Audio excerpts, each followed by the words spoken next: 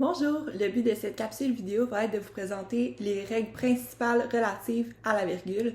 Donc, ce ne sera pas une vidéo qui va présenter les règles de manière exhaustive. En fait, ce qu'on va plutôt voir aujourd'hui, ça va être l'énumération, le complément de phrase, le marqueur de relation, le complément du nom, le coordonnant, ainsi que les propositions juxtaposées. Pour ce qui est de l'énumération, comme vous le savez déjà probablement, la virgule a pour but de séparer donc les différents éléments de l'énumération.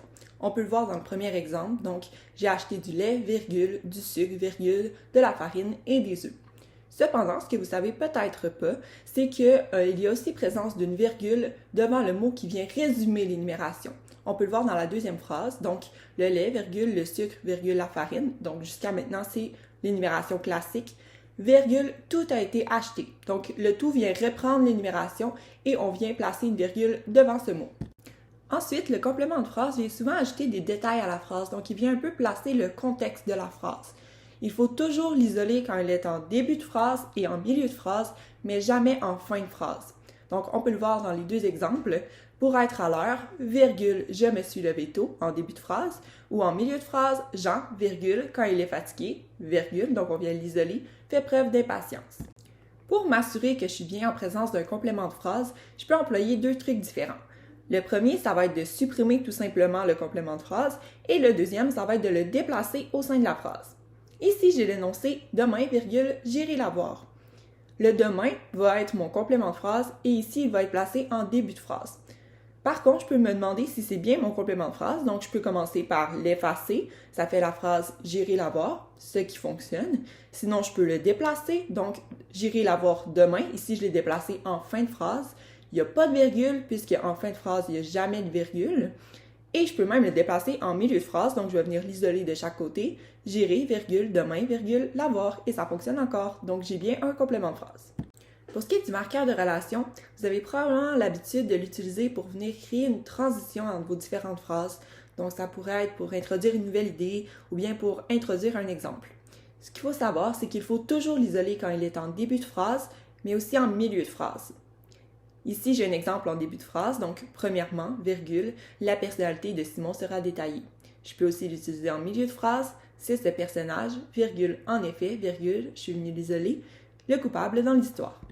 Ici, j'ai mis une liste des marqueurs de relation qu'on retrouve le plus souvent. Donc, ça peut être ainsi, tout d'abord, ensuite, en conclusion, par exemple, etc. Ensuite, le complément du nom est un mot ou un groupe de mots qui va venir ajouter des détails par rapport au nom. Donc, une description supplémentaire. Il faut toujours l'isoler à l'aide de virgule. Ici, j'ai deux exemples pour le prouver. Donc, moustache, virgule, mon chat, virgule, aime me tenir compagnie. Ici, mon chat vient préciser qui est Moustache, donc donner une description à Moustache. Sinon, dans le deuxième exemple, le vendeur, virgule, un gentil monsieur, virgule, nous a bien conseillé. Ici, encore là, on vient donner une caractéristique au vendeur en précisant qu'il était un gentil monsieur. Puisque, comme je l'ai mentionné, le complément du nom vient donner des détails par rapport au nom, on peut tout simplement enlever ces détails-là pour s'assurer qu'on a bien un complément du nom. Si je dis sa voiture, virgule, une Honda Civic, virgule, a été endommagée dans l'accident, en fait, la Honda Civic vient tout simplement ajouter une caractéristique à la voiture. Si j'enlève, ma phrase va quand même fonctionner. Donc, ça va faire sa voiture a été endommagée dans l'accident. Le coordonnant, quant à lui, vient séparer deux propositions coordonnées liées par une conjonction. C'est une phrase un peu compliquée, mais simplement pour dire que dans une phrase où il y a deux idées, on peut venir ajouter une conjonction pour venir faire le lien entre ces deux idées-là. Et il y a toujours une virgule qui vient précéder la conjonction. Par exemple, si je dis « je suis extraverti », ici c'est ma première proposition, virgule, mais il m'arrive d'avoir besoin d'un peu de temps seul, ici donc c'est ma deuxième idée dans ma phrase, qui est liée à la première par la conjonction « mais », et on va venir mettre une virgule devant le « mais ». Pour ce qui est du deuxième exemple, j'ai étudié en cinéma, la première idée, virgule, c'est pourquoi, ma conjonction, je connais bien les films québécois, ma deuxième idée. Il existe vraiment une multitude de coordonnants, mais vous avez probablement l'habitude d'entendre les plus populaires, donc « mais où est donc, car ni or ». Donc je peux avoir des phrases comme « je suis affamé, virgule, donc, qui est ma conjonction qui est précédée de ma virgule, je vais au restaurant ». Ou bien « je suis en forme, virgule, car je pratique 3 sports différents ». Finalement, les propositions juxtaposées viennent séparer mes différentes idées au sein de ma phrase, donc mes différentes propositions. En fait, c'est exactement ce qu'on vient de voir, sauf qu'il n'y aura pas présence d'une conjonction. Par exemple, si je dis « Émilie s'est levée à 7 heures », ici c'est ma première idée, virgule, donc ici je viens passer une virgule pour séparer de ma deuxième idée qui est « Elle voulait arriver tôt au travail ».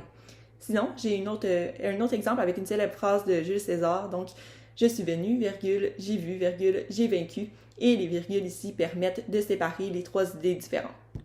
Justement, pour s'assurer qu'on est bien en présence de propositions juxtaposées, on peut utiliser une conjonction comme truc pour s'assurer qu'on a bien différentes idées au sein de notre phrase et qu'on doit les séparer à l'aide d'une virgule.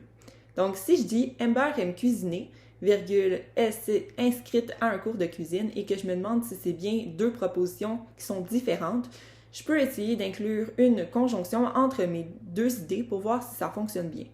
Donc, Amber aime cuisiner, virgule, donc, elle s'est inscrite à un cours de cuisine. Ici, ça me prouve que j'ai bien deux idées différentes et qu'elles peuvent être séparées par une conjonction. Donc, si je n'ai pas de conjonction, elles doivent être séparées par une virgule. C'est ce qui termine la vidéo, en espérant que ceci vous a aidé à démystifier les différentes règles de virgule et que les exemples que je vous ai donnés vous ont permis de mieux comprendre son application.